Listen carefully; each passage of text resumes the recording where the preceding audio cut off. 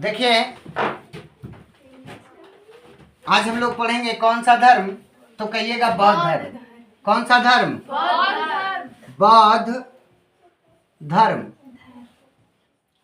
अब देखिए बौद्ध धर्म की स्थापना किसने किया था, तो कहिएगा महात्मा बुद्ध। किसने किया था? महात्मा बुद्ध। महात्मा बुद्ध का जन्म कब हुआ था? 563 ईसा पूर्व में लुम्बिनी नेपाल में। लुम्बिनी कहाँ पड़ता है, तो कहिएगा नेपाल में। महात्मा बुद्ध का जन्म 563 ईसा पूर्व में लुम्बिनी कहाँ हुआ था? नेपाल में। समझ में आ गया।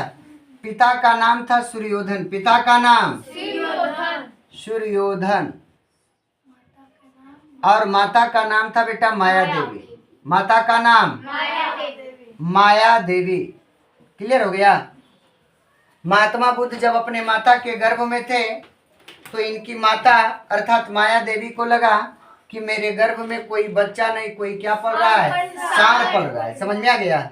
जिसके कारण से महात्मा बुद्ध का जन्म का प्रतीक चिन्ह कमल और सांड हो गया। कमल और सांड हो गया। कोई दिक्कत है?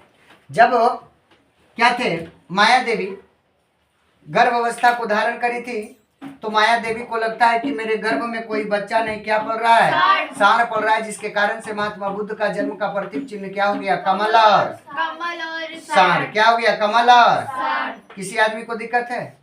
समझ में आ रहा है ना? आ रहा है ना? आप देखिएगा महात्मा बुद्ध के जन्म के तीसरा दिन, कौन सा दिन? तीसरा दिन। महात्मा बुद्ध जब जन्म लिए थे तो यह 3 डेग चले थे। कितना डेग? 3 डेग। और इन्होंने बताया था कि यह मेरा अंतिम अवतार है। यह मेरा कौन सा अवतार है? अंतिम अवतार। इससे साफ जाहिर होता है कि महात्मा बुद्ध जो थे भगवान विष्णु के अंतिम अवतार माने जाते हैं। क्लियर हो गया। महात्मा बुद्ध के जन्म के 7वें दिन बाद, कौन सा दिन बाद? 7वां दिन बाद इनकी माता का देहांत हो जाता है ना। तब महात्मा बुद्ध का लालन पालन प्रजापति गौतमी करती है। प्रजापति गौतमी जो महात्मा बुद्ध की सौतेली माँ या मौसी होती है। महात्मा बुद्ध की क्या होती है? सौतेली माँ या मौसी होती है। समझ में आया है ना। महात्मा बुद्ध जब जन्म लिए थे तो इनका हत्याक्षर आसित नामक ब्राह्मण ने किया था। आसित नामक ब्राह्मण। एवं उन्होंने कहा था कि अगर यह राजा होगा तो चक्रवर्ती राजा होगा। कैसा राजा होगा?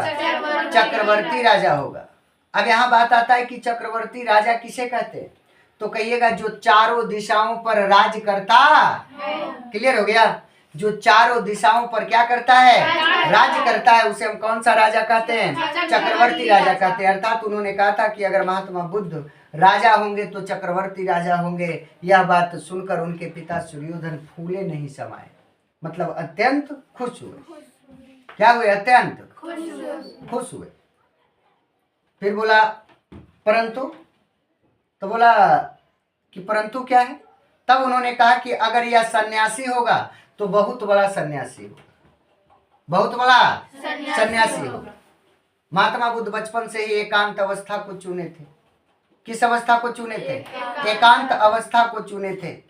अकेला जीवन व्यतीत करना शुरू किया। यह देखकर, कहाँ थी आप?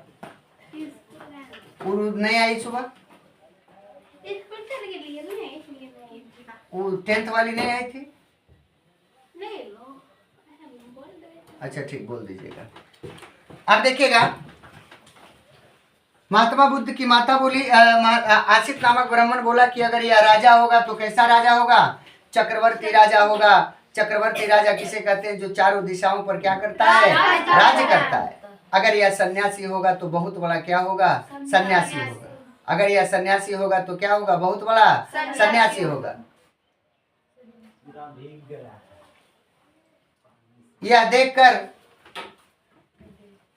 अब देखिए इनके पिता क्या बोले कि हम सन्यासी होने नहीं देंगे। सन्यासी होने नहीं देंगे। अब अगर बाप छोटा साम्राज्य का राजा है तो उसको लगता है कि बेटा क्या हो जाए? बहुत बड़ी साम्राज्य का क्या करे? राजा बन जाए।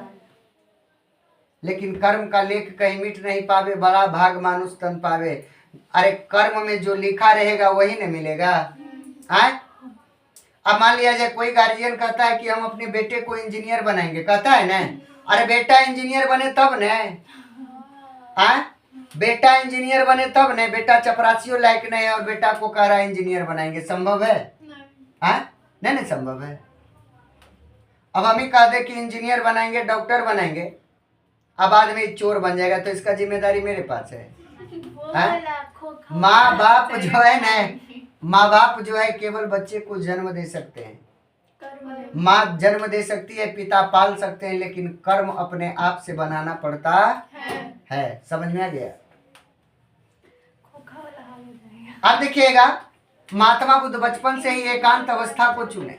किस अवस्था को चुने? एकांत अवस्था को चुने। यह देखकर उनके पिता सूर्योधन ने कहा कि इसे कपिल वस्तु की सैर कराया जाए। किस वस्तु की? कपिल वस्तु की सैर कराया जाए।